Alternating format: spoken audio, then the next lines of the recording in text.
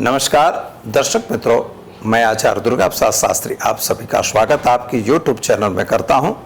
यहां पर हम विविध प्रकार के वीडियो बनाते हैं और साथ ही में आपके अनेक प्रश्नों का उत्तर भी देते हैं। जो भी आपके प्रश्न कमेंट बॉक्स में आए हैं या हमारे टेलीफोन नंबर पर आए हैं, आपकी अगर समस्या है तो आप हमारे टेलीफोन नंबर पर व्हाट्सएप के माध्यम से अपनी समस्या भेज सकते हैं। आपकी डिटेल, जन्म तारीख, समय, स्थान देना आवश्यक है, या अगर देंगे तो उसका उत्तर भी आपको व्हाट्सएप से ही दिया जाएगा। यद्यप समय मिलने पर ही उत्तर मिलेगा, हम देखते जरूर हैं और उसका स्क्रूटिनाइज भी करते हैं। तो दर्शक मित्रों, समय को बिगाड़े बिना हम शुरू करते हैं आज का राशिफल और पंचांग। पहले जानेंगे आज का पंचांग। आज शुक्रवार का दिन है, दिनांक 15/4/2022, चैत्र शुक्ल पक्ष की आज चतुर्दशी तिथि है। नक्षत्र उत्तरा फाल्गुनी है 9:35 तक और इसके बाद हस्त नक्षत्र की शुरुआत होगी। ध्रुव योग रहेगा 7:56 तक। इसके बाद हर्षण योग की शुरुआत होगी और हाटकेश्वर भगवान की जयंती भी है और शिव दमनोत्सव भी है। जो मैंने पहले भी बताया है, वह जो मदन को यानी कि कामदेव ने भगवान शिव को उनका व्रत भंग करने के लिए जो प्रयोग किया इंद्र के कहने पर, उसके वजह से भगवान शिव ने उनको दमन किया यानी उनको जला दिया।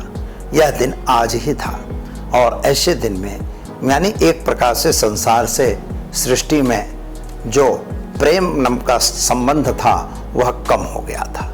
लेकिन तुरंत ही भगवान शिव ने उनको आशीर्वाद देके और फिर से उनको आशीर्वाद दिया और वह आशीर्वाद देने से उनको जो बता दिया कि भाई आप पृथ्वी पे एक इच्छा के रूप में जरूर रहेंगे।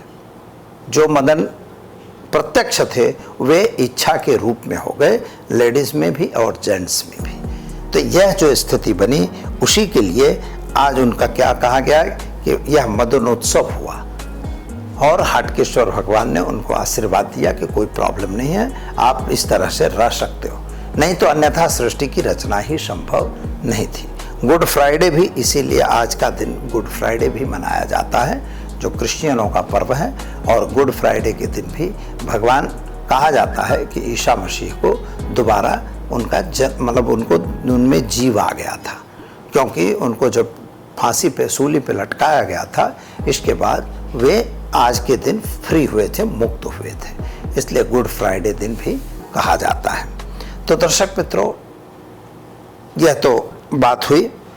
राशि की बात करते हैं तो आज कन्या राशि में चंद्रमा का भ्रमण रहेगा। इन 18 अक्षरों पे नामकरण किया जाएगा। जो जातक आज जन्मेंगे अथवा जिनका जन्मदिन है, उन सभी को हमारे चैनल के परिवार की तरफ से खूब खूब हार्दिक शुभकामनाएं। आपका जीवन ऐश्वर्य में रहे, यही हमारी प्रार्थना। तो चलिए हम जानते हैं कैसा रहेगा आज का राशिफल। मेष राशि। मेष राशि वाले जातकों के लिए खर्च का प्रमाण बढ़ता हुआ नजर आ रहा है। खर्च पे कंट्रोल करने की आवश्यकता है। वाणी पे भी थोड़ा कंट्रोल करना जरूरी है।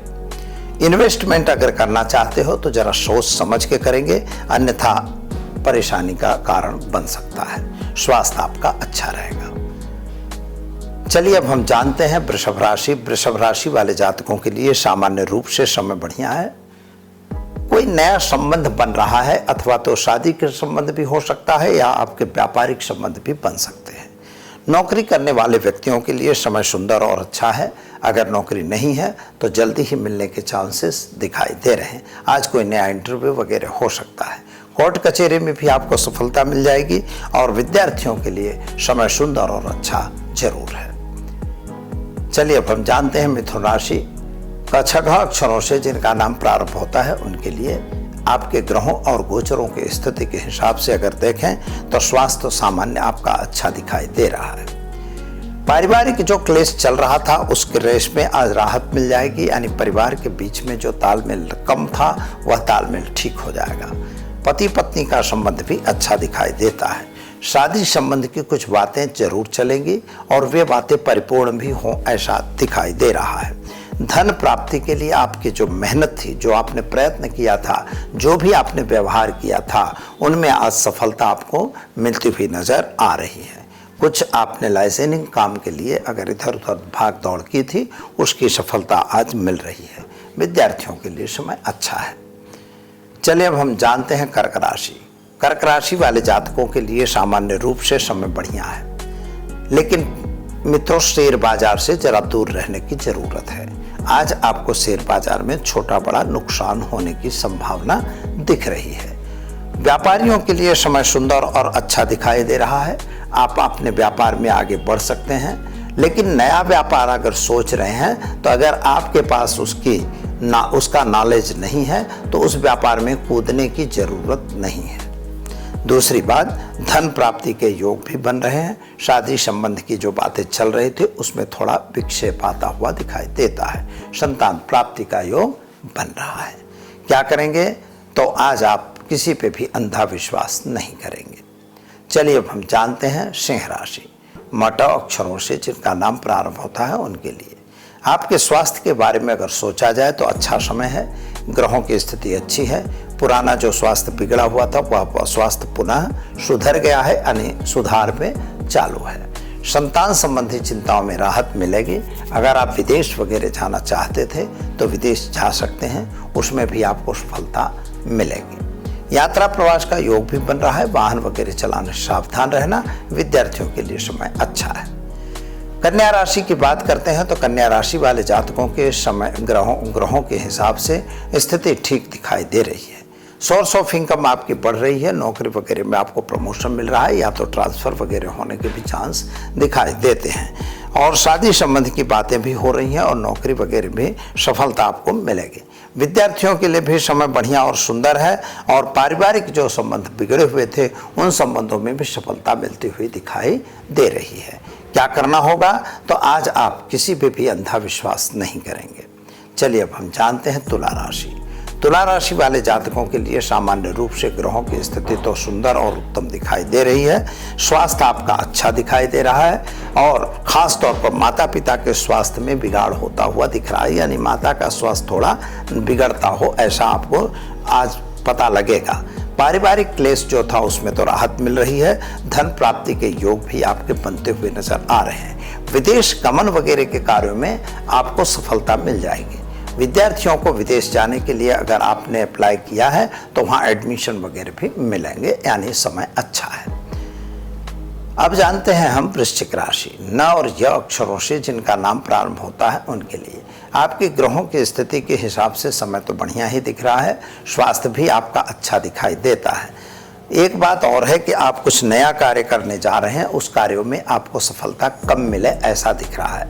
यानी कोई भी काम कर रहे हैं तो जरा सोच समझ के करें, यह जरूरी है। विद्यार्थियों के लिए समय अच्छा दिखाई दे रहा है। विदेश गमन वगैरह में भी आपको सफलता मिलेगी, लेकिन कहीं अगर लांच रिश्वत दे के नौकरी वगैरह का काम करना है तो जरा उससे दूर रहिएगा। कहीं ना कहीं छल कपट होने की भी संभावना स्पष्ट रूप से दिखाई दे रही है। शादी की बातें आपकी बनेगी और सफलता भी मिलेगी। चलिए अब हम जानते हैं धन राशि। भौढ़ भधा अक्षरों से जिनका नाम प्रारंभ होता है उनके लिए आपका समय सुंदर और बढ़िया है, बेहतर है। पारिवारिक क्लेश में राहत मिल जाएगी। धन प्राप्ति के योग दिख रहे हैं। कोर्ट कचहरी में भी आपको सफलता मिलेगी। नए संबंध स्थापित होंगे। हो सकता है कि व्यापार में आपको एक्सपेंशन वगैरह करें। कोई मित्र की सफलता से, कोई मित्र के साथ सहयोग से आप अपना व्यापार आगे बढ़ा सकते हैं। चलिए अब हम जानते हैं मकर राशि। ख और ज अक्षरों से जिनका नाम प्रारंभ होता है उनके लिए आपके ग्रहों की स्थिति सामान्य है। स्वास्थ्य संबंधी चिंताएं आपको रहेंगी। स्वास्थ्य में बिगाड़ होता हुआ भी दिखाई देता है, यानी उस पर आपको बेदरकार रहने की जरूरत बिल्कुल नहीं है। संतान संबंधी चिंताएं भी थोड़ी वृद्धि में है, यानी बढ़ती हुई नजर आ रही हैं। आर्थिक तौर से समय सामान्य अच्छा दिखाई दे रहा है। पुराने फंसे हुए पैसे वापस आते हुए भी नजर आ रहे हैं और विद्यार्थियों के लिए समय सामान्य रूप से अच्छा दिखाई देता है। चलिए अब हम जानते हैं कुंभ राशि। कुंभ राशि वाले जातकों के लिए सामान्य रूप से समय बढ़िया और सुंदर है। कामकाज भी अच्छा दिखाई दे रहा है। कहीं ना कहीं कुछ कार्य जो बिगड़ रहे हैं, यानी पुराने कुछ कार्य आपने लिए थे उनमें थोड़ा सा टनफुन हो रहा है, यानी बिगड़ता हुआ नजर आ रहा है। यात्रा प्रवास का योग भी आपका बन रहा है। वाहन वगैरह चलाने से आपको सावधानी रखनी जरूरी है।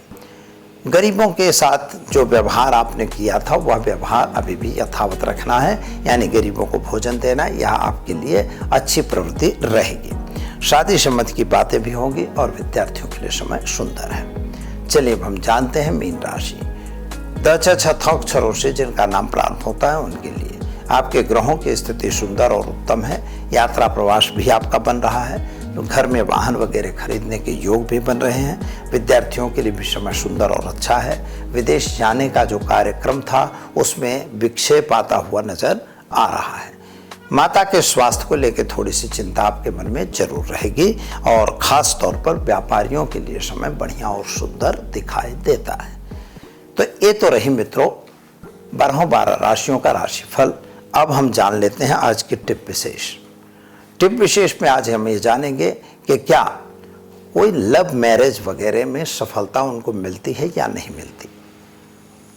तो लव मैरिज कभी कभी निष्फल होते हैं, इसका वजह और इसका कारण क्या है।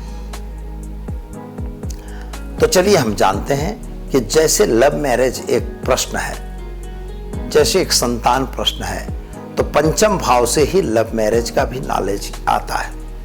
कुंडली में 12 घर बनाए गए हैं। प्रथम भाव, इसके बाद जो है पंचम भाव, पंचम भाव और सप्तम भाव। सप्तम भाव शादी का भाव है। शादी के बाद के सुख का भाव अष्टम भाव होता है। और इसी तरह से जो लग्न लग्नेश है तो वह आपका दिमाग और आपके कार्य करने की पद्धति, आपकी ताकत, आपकी क्षमता पर है। और पंचम भाव जो है आपके इमोशनल का है, यानी इमोशन का है।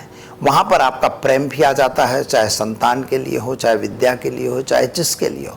वहाँ से बहुत से भाव देखे जाते हैं, लेकिन मेन भाव आज हमारा एस्पेक्ट है प्रेम के लिए। तो अगर मित्रों पंचम भाव आपका दूषित है, पंचम भाव में ऐसा कोई ग्रह बैठा है कि जो ग्रह प्रेम का ग्रह नहीं है, जैसे चंद्रमा, शुक्र, बुध, इनको प्रेम का उपाधि दी गई, ये लोग इमोशनल होते हैं। पर गुरु हैं, मंगल हैं, शनि हैं, ये लोग इमोशनल नहीं होते। तो इन ग्रहों की स्थिति और वह उनका घर, ये दोनों चीजें आपके लिए नुकसानदेह हो सकती हैं। अगर आपको प्रेम हुआ है तो कुंडली मैचिंग करनी है, तो मैचिंग करके यह देखिए कि पहले पंचम भाव की क्या स्थिति है। अगर पंचम भाव गड़बड़ है तो आप समझ लीजिए कि आपकी कुंडली का प्रेम विवाह योग नहीं सफल हो सकता। दूसरी बात, मैचिंग में वहाँ देखना है कि गण दोष तो नहीं है, वहाँ देखना है कि आपके में भ्रुकुट दोष तो नहीं है। अगर ऐसे दोष भी आ जाते हैं, ग्रह मैत्री दोष वगैरह भी हैं, तब भी आप समझिए कि वह विवाह निष्फल हो जाता है। अब लोग करने के लिए ऐसा है कि भाई प्रेम अमर है, ये सब जो किताबों में जो चीज़ें लिखी हुई हैं, तो ये सब चीज़ें हम पढ़ के और उसके पीछे दौड़ के और अगर ऐसा काम करते हैं तो आप समझिए कि उसमें निष्फलता आती है। इसीलिए कहा जाए कभी कभी वो निष्फल हो जाता है, यानी आपस में पहले तो शादी खुशी होके कर लेते हैं, इसके बाद में दोनों को अलग होना पड़ता है एंड डाइवर्स वगैरह होता है। तो डाइवर्स का योग तो नहीं है, यह भी देखना चाहिए, क्योंकि कभी कभार कुंडलियों में यह योग भी दिखता है। अगर वह डाइवर्स योग है तो आप प्रेम करोगे तो भी वो टूटने वाला है। फिर लोग कहेंगे भैया हमारा तो कुछ नहीं था, हमारा बहुत अच्छा था, लेकिन बहुत अच्छा था तो टूटा क्यों भैया। तो टूटने की वजह यह होती है कि वहां पर ग्रहों की स्थिति अगर सही नहीं है तो वो निश्चित तौर पर टूटेगा। यही है ग्रहों का खेल। तो दर्शक मित्रों, अगर आपके भी कोई सवाल हैं तो आप निश्चित हमें कमेंट बॉक्स पर या हमारे नीचे दिए गए फ़ोन नंबर पर व्हाट्सएप के माध्यम से भेज सकते हैं। उसका आपको उत्तर वीडियो के माध्यम से दिया जाएगा। दीजिए आचार्य दुर्गा प्रसाद शास्त्री को इजाज़त। नमस्कार।